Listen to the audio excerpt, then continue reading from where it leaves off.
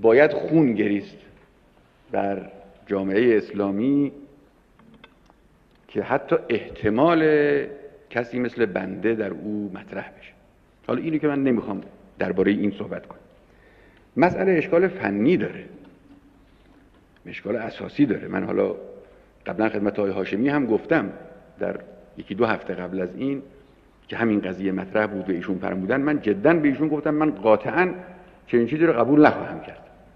حالا غیر از این که خود من حقیقتاً لایق این مقام نیستم و این رو بنده میدونم، شاید آقایونم میدونید، اصلا از لحاظ فنی اشکال پیدا میکنه این قضیه. رهبری سوری خواهد بود، نه رهبری واقعی.